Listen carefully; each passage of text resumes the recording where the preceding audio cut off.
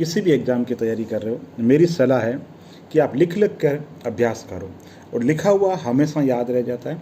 उसके कारण है, एक तो जब हम लिखते हैं तो लिखते समय हमें याद हो जाता है। दूसरा, लिखने से हस्तलेखनी बहुत सुंदर हो जाती है, तो मुख्य परीक्षा के अंदर।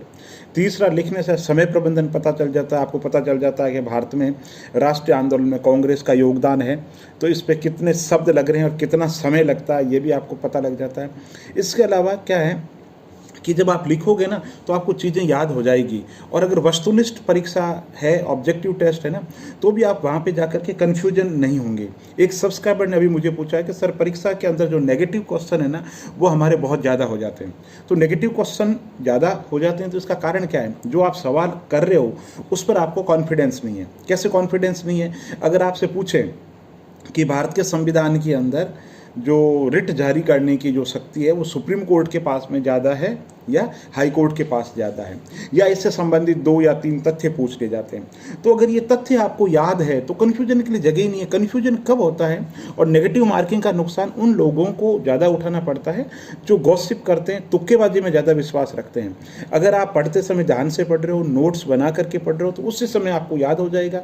और बहुत बार तो ऐसी स्थिति होती है जब आप नोट्स बना लेते हो ना, तो आपको विकल्पों की जरूरत ही नहीं रहती है। विकल्पों की जरूरत कैसे नहीं रहती कि आपसे पूछा गांधी जी किस अधिवेशन में कांग्रेस की अध्यक्षता की गांधी जी ने, तो आपको कुछ देखने की जरूरत नहीं, विकल्प नहीं देखोगे, उससे पहले से आपका दिमाग कह देगा बेलगाम अधिवेशन के अंदर गांधी जी ने अध्यक्षता की। तो उससे क्या होगा? एक तो कॉन्फिडेंस बहुत आएगा। प्रतियोगी परीक्षा में, एग्जाम में सवाल करते समय अगर तनाव आ रहा है तो इसका मतलब आपने लिख लिख करके अभ्यास नहीं किया है। अगर आप नोट्स बनाओगे तो इसके फायदे ही फायदे हैं।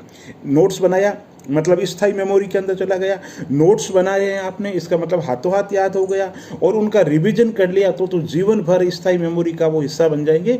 और आप अगर नोट्स बनाओगे तो आप ऐसी स्थिति में पहुंच जाओगे जब एक एक चीज़ आपको याद रहेगी, आपको विकल्प की जरूरत ही नहीं पड़ेगी।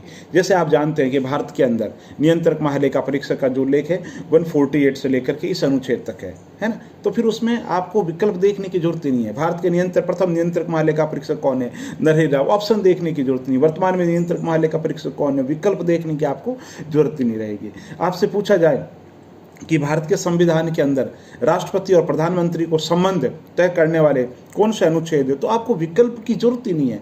आपसे पूछा जाए कि भारत के शासन का संचालन राष्ट्रपति महोदय के नाम से होता है, तो आपको पता है 77 के अंदर होता है, विकल्प देखने की जरूरत नहीं रहेगी। तो इस स्थिति के अंदर आप कब पहुंचोगे? इस स्थिति के अंदर आप तब पहुंचोगे जब आप किताबों को ध्यान से पढ़ोगे और उनके नोट्स बना लोगे। तो जब नोट्स बना लोगे तो बार बार किताबें आपको पढ़नी नहीं पड़ेगी। जो नोट्स है उन्हीं के अंदर चीज़ें ऐड करते रहो, है ना, और उन्हीं को संशोधित करते रहो। बहुत बहुत धन्यवाद।